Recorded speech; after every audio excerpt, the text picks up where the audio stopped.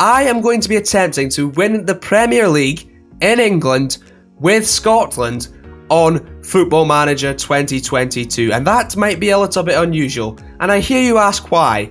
Well, do you remember when English journalist, if you could call him that, Mike Parry said this? And with the greatest respect, Scotland haven't got any good footballers anymore. And that is exactly why, using this ragtag team, I am going to be attempting to win the Premier League. I would like to prove him wrong. And not that it really needs doing, to be honest, because it was totally moronic, but I like the idea of it anyway. And if you do too, please do let me know by leaving a like on this video as we get the series started, and also subscribe if you've not done so already, please. That means you will not miss out on any future episodes, as well as much more that I've got planned. It's going to be an exciting summer. But let's get into the nitty-gritty of it. You've had a little look at it. This is the 25 Scottish players, I use Scottish loosely, I've selected to attempt to win the league. We are very limited in what we can do here. We do have a little bit of a transfer budget that will only allow us to sign Scottish players. We've got 3 aging goalkeepers, so thank God it's only going to be 1 season, because otherwise we would be in deep trouble. Craig Gordon, David Marshall and John McLaughlin. The defenders are as follows. John Souttar missed out, but we have Liam Cooper, Grant Hanley, Jack Hendry, Scott McKenna and Scott McTominay. I'm classing him as a centre-back for this. Wing-backs, unfortunately no room for Stephen O'Donnell, but there was room for Nathan Patterson and Aaron Hickey, and on the other side, of course, there is Kieran Tierney and the main man, Andy Robertson. And in terms of midfielders, we have gone with Ryan Jack. As much as it pains me, well, he is a bit good, and especially for Scotland too. He is injured to start off with, however. Kenny McLean, John McGinn, and Calum McGregor will hopefully fill in with Armstrong, Gilmore, and also Ryan Christie in there too. We've picked up a couple wingers, despite the fact we're not going to play with them, Fraser and Forrest, just to give us that option of wide players if we do need it. Then Jacob Brown as backup to Shea Adams, Shelley, and McBurney as backup to the best on earth, Lyndon Dykes. Please do let me know in the comments down below who you would have selected for your squad. There was a few omissions that were unlucky not to get in. Mainly John Souttar. I mean, you could maybe argue Stephen O'Donnell, Greg Taylor, and also maybe John Fleck. But I've gone with this, and I'm sure if I've missed someone out, you'll be quick to let me know. Unfortunately, our chairperson is indeed English, but we are based in Scotland. We will be playing our games at Hampden, and I have tried my best to get, well, an all-Scottish backroom staff. All the people who aren't Scottish are essentially people that have been hired by someone else, such as our director of football. I'm not going to go into the nitty-gritty of the under-18s and under-23s.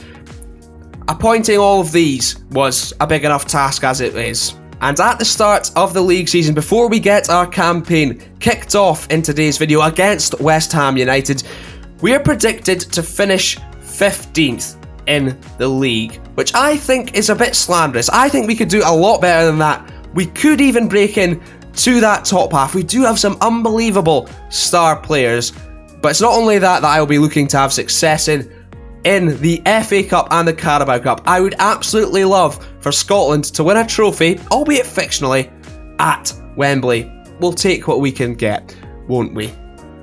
Our club visions are as follows. Just sign Scottish players. That's all we can do. It's not enforced that we have to do so, but I am selecting to do that because otherwise, well, what's the point? Transfer budget of 22 million left. I don't think I'll sign anyone in summer. We'll see how the league campaign goes so far, as I've just hand selected the best players essentially, and a little bit of wage budget too. But kicking off our campaign, we will face West Ham United away as well, not at Hampden Park, at the London Stadium.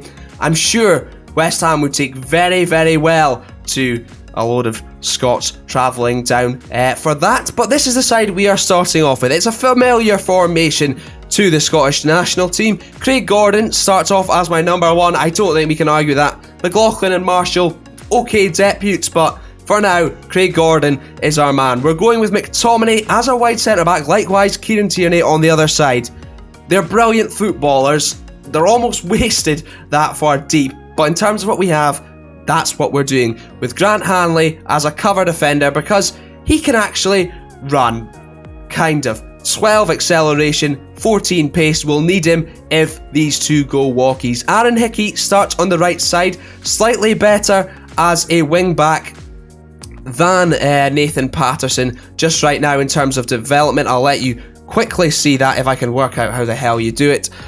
I just think maybe he's a little bit more complete for now. Nathan Patterson, in terms of got an engine on him as I fail to do this, is very, very decent, but technically a little bit better, and mentally Aaron Hickey favours it. But we can switch, and we are in a good spot there.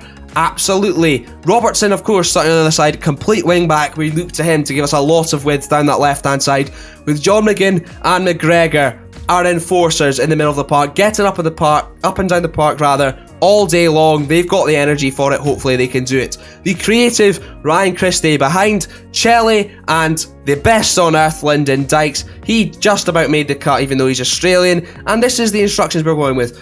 We need our wing backs to give us width. We don't want them coming inside, hence we are playing an extremely wide and playing out from the back. We've got good footballers back there.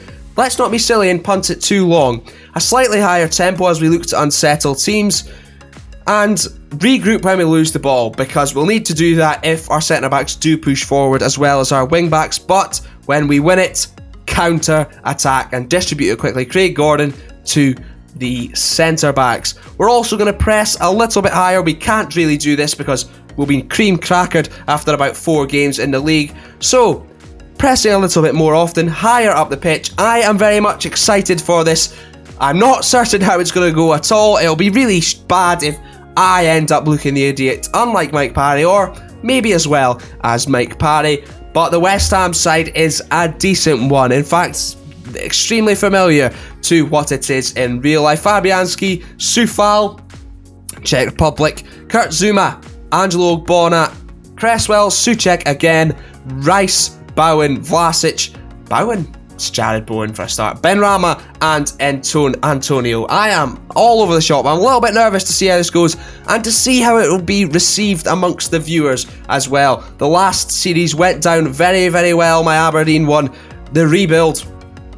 No, not the rebuild. The 1992-93 database. It went down well, despite not ending well at all for us, essentially. Check that out. The link will be on the end screen at the end of this video if you've not done so already, as we just sort all this out. We are underway against West Ham at the London Stadium. An early highlight, it means absolutely nothing, but McTominay stepping out from the back is exactly what we like to see, and Hickey staying out wide. A good tackle from Cresswell. Hopefully we will start this game on the front foot. We're on a positive mentality, and in fact, no, we don't see the throw-in. I was telling a lie, and I apologise for that. Now, in terms of statistics, right now it looks like we are very much starting on top, but not seeing a lot. So I'm going to bump it back up to extended. Watch just the one game in this episode, and let's see how it goes. Hopefully this will give us a good bearing against a very, very solid Premier League side. The result today will probably suggest a lot about how our season's going to go. But Andy Robertson going down that left-hand side, back into McGregor, and Christie might shoot from range. Did not. He did. Have it. Well, that was Ryan Christie all over, that was. Hopefully he will calm down a little bit throughout the season. He's over a free kick though, and no, he's not calmed down. The whip on that was absolutely exceptional though, it has to be said, not good enough. However, Vladimir Soufal, half an hour played in their opening game of the season, and that was a good ball in from Vlasic. No, oh God, Craig Gordon, he's so old and frail, that might have broken his wrists. Fantastic save, did well to get behind that as he tipped it over the bar. Oh no, not him. I hope there was no cats behind the goal there. That would have been a real shame. We're approaching half time though, and it looks like we have been on top. We wouldn't think so given the highlights we've seen, and we might go down before half time, so that would be just fantastic. Cresswell into Vlasic as West Ham look to create something. The home fans will not have been happy, not only with the amount of Scottish people in London, but also with their team's performance so far, as we've won the ball back there, and Robertson a little bit too deep. He's gone long, searching for Chelly, did not find him as West Ham pick it up. Antonio with the switch. Hickey somehow does not get there. Didn't fancy sticking out a leg and just hoying it out for a throw-in, so that's a bit frustrating, especially if West Ham go on to score here. They're combining it very, very well, and I'm a little bit concerned. Goodness me, Craig Gordon throwing himself about. I respect that at his grand old age of, what, 38 now? Half-time.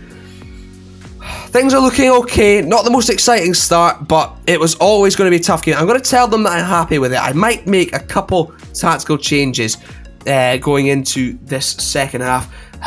Chelle not really in the game there for us too much. I'm just going to switch Christie up to see if maybe that was slowing down the play a little bit for us, having him as a playmaker.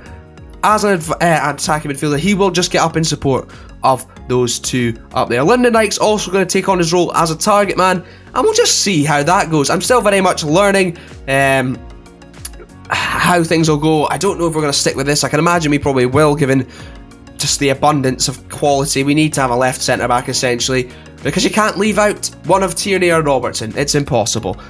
West Ham with a throw-in, though. Apparently, you wouldn't know, would you? We've not quite got off to the flyer I was sort of hoping here in this save, and Cresswell has, well, bent it straight into the arms of Craig Gordon. That was an absolute lie. He had to fly over and made an excellent save. We're going to make a couple changes now, as we want to go on and win this game. Shea Adams not performing well out there whatsoever, and weirdly the fact he's included, Bernie's going to come on. He's actually been very, very good for us in pre-season, which is a surprise to, well, everybody. Hickey coming off as well for Nathan Patterson. We might get some more quality in the middle there with Billy Gilmore. Can we make 5 substitutes? No, we can only make 3. This is a travesty. McBurney will do for now. I was getting ahead of myself a little bit there. Whoops. Cresswell with a free kick. He puts it in, and oh dear. VAR. Nope, we're 1-0 down. Brilliant. Shite! It was a good ball. It was teasing, and it was in a...